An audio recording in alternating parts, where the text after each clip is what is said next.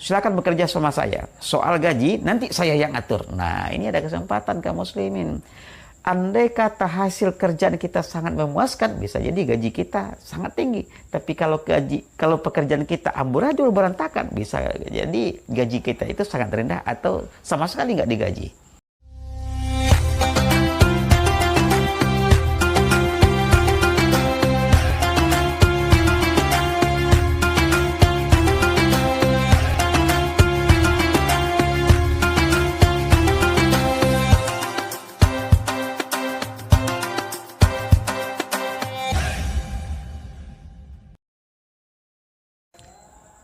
Assalamualaikum warahmatullahi wabarakatuh. Bismillahirrahmanirrahim. Alhamdulillahirabbil alamin wassalatu wassalamu ala asyrafil anbiya wal mursalin wa ala alihi washabbihi ajmain. Saudaraku kaum muslimin wal muslimah di mana saja kita berada. Ibadah puasa yang kita kerjakan ini kaum muslimin ada beberapa keistimewaannya. Pertama, keistimewaan ibadah Ramadan itu adalah karena panggilan puasa itu hanya difokuskan oleh Allah kepada orang-orang yang beriman saja. Sebagaimana kata Allah dalam Al-Quran surah Al-Baqarah ayat 183. Bismillahirrahmanirrahim. Ya ayyuhalladzina amanu kutiba alaikumusiyam kama kutiba alal ladzina min qablikum la'allakum tattaqun.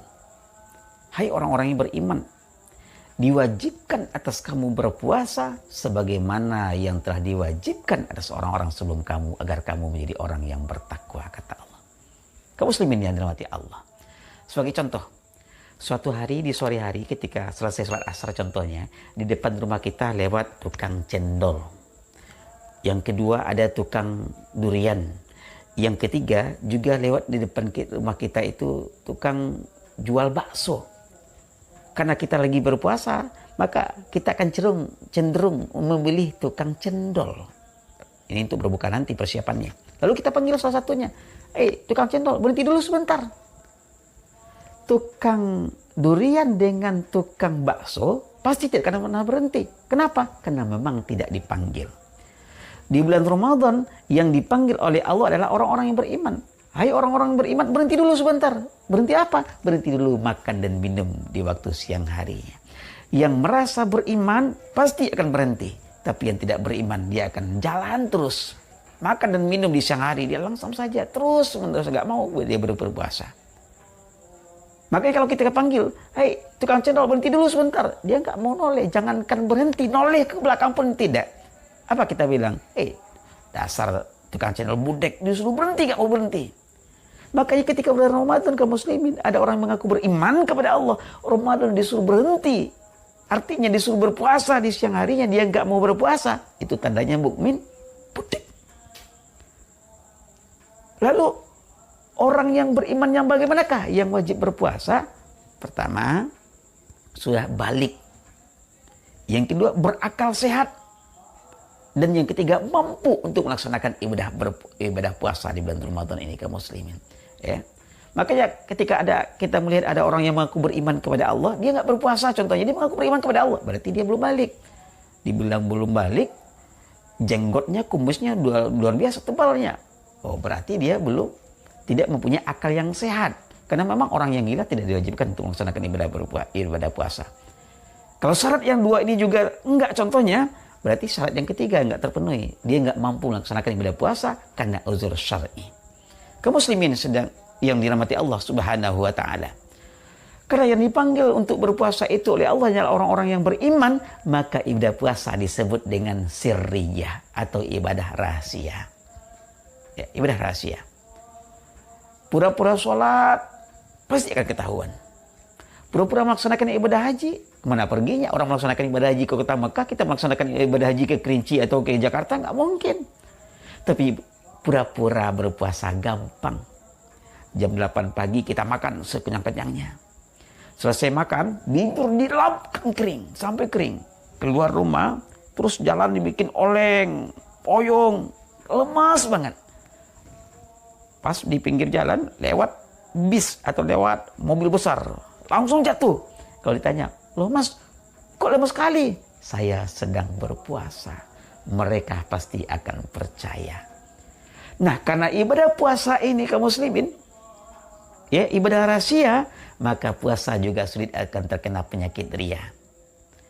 Pura-pura sedekah gak akan bakal bisa. Ya, contohnya ketika berpuasa kita melaksanakan kita berinfak bersedekah, ketika berinfak bersedekah bisa terkena ria. Ya, contoh awalnya cuma mau niat sedekah itu Rp5.000, tapi karena di sebelahnya, di kiri atau di kanannya, di sampingnya ada calon mertua, 5.000 bisa naik jadi Rp10.000. Segan sama calon mertua, nanti dibilang pelit loh, gak jadi dia ambil jadi menantunya. Ya, sedekah. Begitu juga sholat juga bisa terkena penyakit ria. Jadi imam sholat contohnya, kalau sholat sendirian di rumah, kalau sholat berjamaah luar biasa, bacaannya dibagus-baguskan, difasih-fasihkan, seperti orang yang habis mukim 15 tahun di kota Mekah. Luar biasa bacanya. Paling pendek ayat yang dibacanya Subhi sama Wadduha contohnya. Luar biasa khusyuknya, iramanya luar biasa. Padahal kalau sholat sendirian di rumah, jangankan baca ayat yang panjang-panjang, biasa juga pakai surat langganan, Inna atau Inna, Qul huwallah, wal asri, dan lain sebagainya. Ya, paling juga pakai singlet doang sama kain sarung kan. Nah, itu penyakit ria. Tapi ibadah puasa Ramadan tidak akan pernah bisa terkena penyakit ria.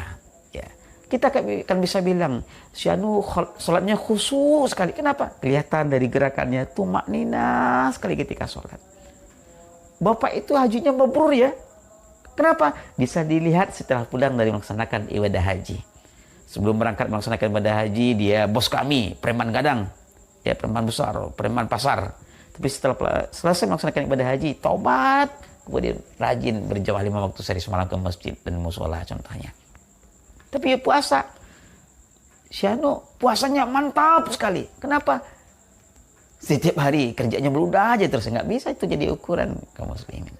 Kaum muslimin yang dirahmati Allah Subhanahu Wa Taala. Jadi keistimewaan ibadah puasa yang kedua adalah puasa Ramadan itu adalah ibadah sirriyah, ibadah yang tersembunyi. Yang ketiga, istimewa ibadah puasa Ramadan kaum muslimin, ibadah puasa Ramadan itu berbeda dengan ibadah-ibadah yang lainnya. Kalau ibadah yang lainnya dijelaskan pahalanya oleh Allah, sementara puasa enggak. Kata Rasulullah dalam hadisnya, riwayat Bukhari, kullu amali ibni Adam lahu illa shaumah fa innahu li wa ana ajzi bih. Semua amal kebaikan anak Adam itu adalah untuknya, kata Allah, kecuali puasa. Maka sesungguhnya puasa itu adalah untukku dan aku akan berikan ganjarannya. Analoginya seperti ini kaum muslimin. Kalau kita bekerja contohnya, lalu di awal kita mau bekerja itu sang mandor atau bos kita, atasan kita bilang, kamu silakan bekerja sama saya. Soal gaji 5.000 per hari. Loh, kita udah capek dari pagi sampai sore bekerja cuma digaji 5.000. Ya, kita daripada nggak kerjaan contohnya, atau digaji 30.000 per hari. Ya, 30.000 per hari. Kita bisa bekerja dengan akal-akalan. Ketika mandornya ada, kita rajin bekerja. Mandornya pergi, kita bisa berleha-leha. Itu kalau ditentukan gajinya.